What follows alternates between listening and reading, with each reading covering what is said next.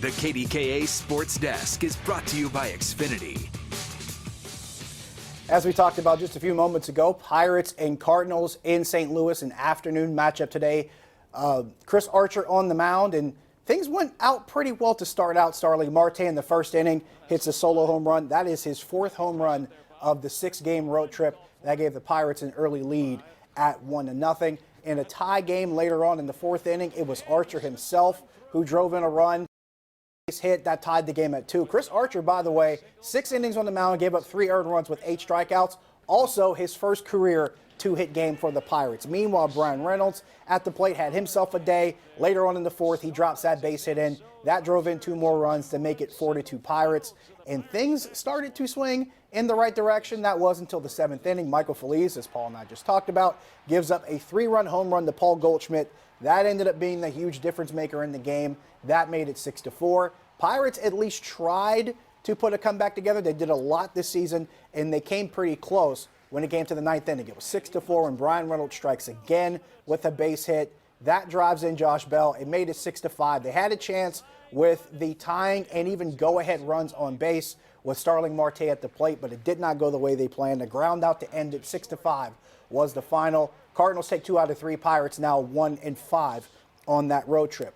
Also, some news on the injury front. Director of Sports Medicine Todd Tomczyk talked about an update with several different players, among them Jamison Tyone. Of course, he threw over the weekend from 90 feet. He's now throwing from flat ground. He did that today at Busch Stadium. He threw 5 pitches off of a mound yesterday, so we have seen some progress from that right elbow strain. Remember, the imaging actually showed some growth there, so no serious damage, no surgery needed. So it looks like Jamison Tyone continues to progress. The next step for him is to have a daily throwing routine, and they hope to get that started come Friday. Also around the division, some other scores. Brewers beat the Braves 5-4 in a pretty close game that got tight towards the end. Atlanta got within 1 run, but the Brewers and Josh Hader close it out. Also, the Cubs beat Cincinnati 5-2.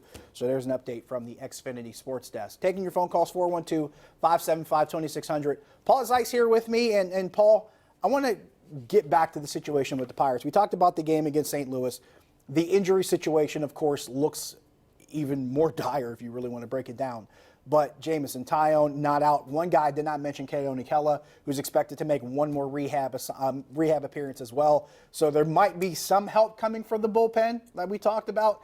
Does that make you feel a little bit better with having KDKA, or are there still things that need to be fixed? I mean, you know, the problem you got, first of all, Keller hasn't been very good when since he's been here anyway. This is true. But, you know, you look at what they have, they got Michael Feliz. All of these guys, to me, I think have a little bit of a flaw. I mean, I think the only guy that I really feel good about is Vasquez. Yeah. And, you know, getting back to Jamison Tyone, though, if he's not ready to pitch for like another month, what is the point? That's the same thing I keep asking myself. Well, what is the point? I keep asking Shut him myself. down for the rest of the year. Make sure he's 100%. I mean, a guy with that injury history, make sure he's 115% healthy before you put. I mean, they shut down Keller last year in September. Right. I mean, I understand. I mean, they keep trying. It seems like they keep trying to rush him back as if they're in the race or something. I guess if you're in the race a month from now, maybe. But I mean, that makes no sense to me. There's only 2 things I can see from this, and maybe the low end of it is, okay, if things don't go the way they expect to with that rehab, then they can shut him down and make sure he's ready for spring training. But on the high end of it, if things work out well, if he's ready to go, say, mid-August, and they are still in it, then they're getting that boost back to the rotation.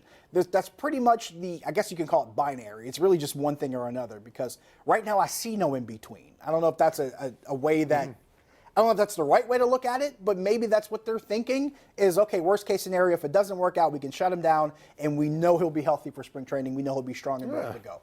And at the best case scenario, if they bring him back and everything works out, he's an extra arm they can have if they are in contention. But my thing is, how do they expect to cross that bridge from now to whenever that time comes? And I think that's the bigger problem than not having James. Well, you know, I said before, and I'll say it again. You know, to me, the only thing they can't do at the trade deadline is stand pat. I would agree with that. They either have to be buyers or sellers. Either you're trying to get better this year because you think you have a shot, or you're trying to get better next year. But if you don't do anything, you're basically telling your fans we're going to be okay with being an 80-win team next year. And at the very least, if you know you have guys with expiring contracts that you're not going to bring back, get something of value for those guys. If nothing else, at least try to do something valuable that helps your roster, but either this year or next year for that. I read something today where they were talking about how Jordan Lyles is a guy they're going. Apparently, he could be a guy that's available. What are you getting for him? Very little trade value. What are you getting for him? Little trade value. Melky Cabrera has some value, but I mean, you know, Corey Dickerson has trade value. Corey Dickerson has some value. I don't know you're going to get a ton for those guys, but you get something. Who is giving you anything for Jordan Lyles? It's a good question. That's a very good question. That has cash considerations written all over it. Let's get to Twitter here before we go to a break. We got a couple questions here.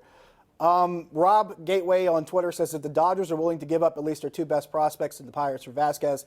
They have to take it. What good is having an elite closer when there aren't any games for him to close?